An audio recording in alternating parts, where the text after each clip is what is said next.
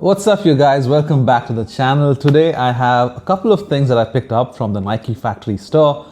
I'm excited because these were really good deals. Now obviously from the thumbnail you know one's Footscape Woven in that cow print. Is it a cow? And then I also picked up a ACG jacket.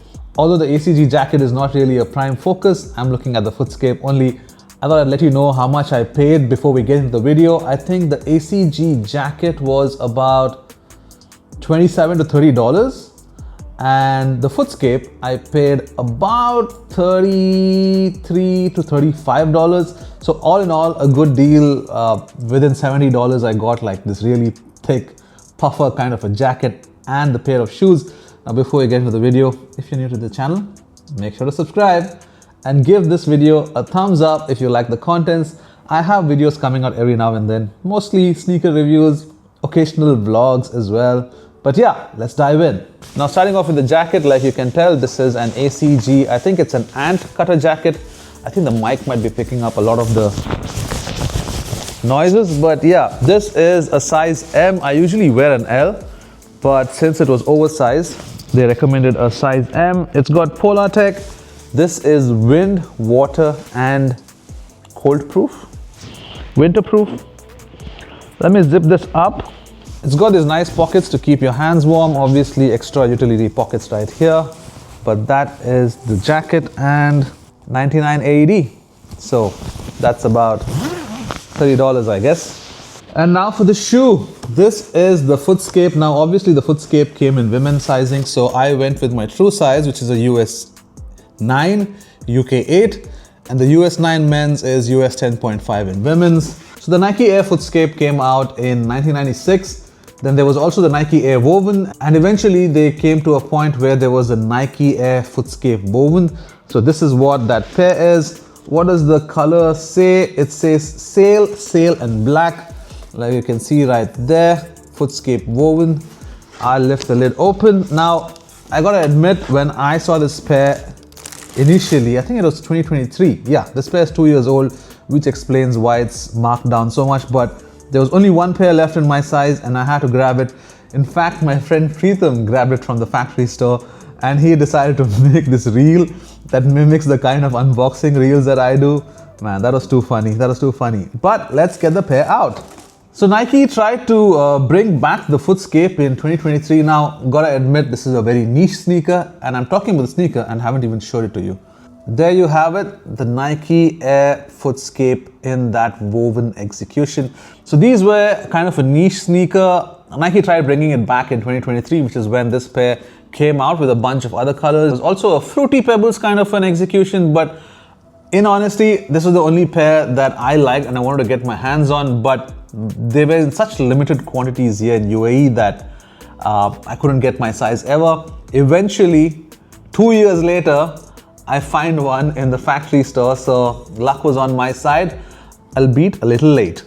You'd even remember that Union did a collaboration with the Jordan 1, which also had the same woven execution. There was also, if I remember right, a Jacquemus Air Force 1, I don't know if I butchered the name, I'm sorry, that also had the same woven execution, but I think the market didn't take to it too well, so there haven't been as many products. But let's dive into the details of this pair, starting off with that pony, or if it's a cow print, I think it's a cow fur. Another thing I got to point out is that this is dyed, so the color might bleed into these white panels. All of these brown panels are dyed, so the color just might bleed. I think I've seen it bleed on a couple of places on the laces. I gotta kickstart my rap career, but somewhere around here you'll see there's a bit of the bleeding of the brown into the laces. But yeah, that's the pair. That's the famous Nike Air Footscape midsole running all the way through. You see the Nike Air branding done right here. You also have the Nike, the swoosh done right here. Going over to the back, you have the swoosh right there. That's all blended in with the overall design. It's like a blink and miss, although it's quite evident, but I still think it's a blink and miss kind of an execution. And that's the pair. The top down look is like this. Now, one thing I really struggled with is when I tried the pair on, was getting them on feet because I'm not familiar or I'm not used to this pattern, this asymmetrical lacing pattern. So it took me a while to get used to it when I tried it on. Let's get the stuffing out. You have your regular Nike laces and a nice thin suede tongue, again with that Nike Futura branding. On the inside, a regular white insole with a black swoosh. Now I gotta tell you, there is absolutely no padding on this shoe whatsoever. None. It's like a moccasin, you know, for lack of a better comparison, I would call this like something like a moccasin. All right, taking a look at the outsole, you see this usual Nike regular waffle outsole, but I found this detail a little interesting. It's a foot, of course, but I think it explains or it draws out how this has been built for comfort and it takes the form of your feet. And when I'm talking about the outsole, you'll notice that in this area, it gets really narrow, so it looks like it's a pair for somebody with arch support, but when you look on the inside, it's straight up broad. So essentially your inside is still following the overall outsole and not just the black marking. So that's quite cool as well. I think that's about it for this video. I wanted to do a quick, short, brief review of this pair that I picked up at the factory store. The bleeding will be evident here. You can see on this panel as well. You see how the contrast between brown and white is that much sharper, and here you can see a bit of that bleeding right there.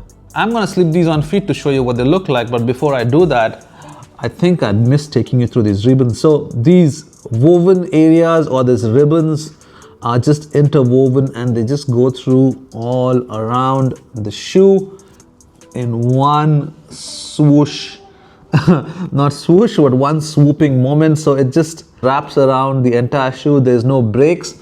And if there's any break, it's to this fur area. So the top is attached to the bottom via this woven ribbon all through. So you have this, and then you have the woven in the middle, and then you have the bottom areas.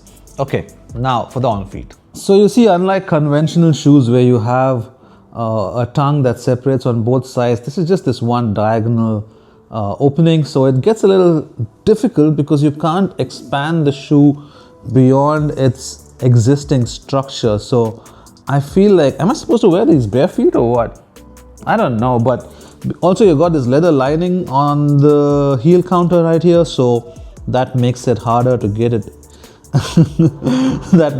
that makes it harder to get your feet in because the socks usually create a bit of friction with the leather. I've got my foot in there all the way in the front, and then the heel becomes a challenge. Maybe I could have gone a half size up.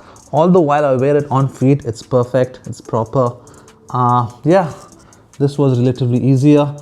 But I gotta point out that your toe area is around this woven material. So my fit, my sizing is proper true to size.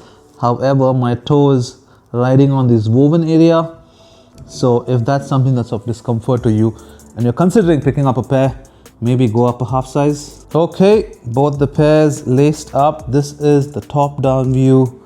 This is your side view. I think it's a beautiful pair to have on feet.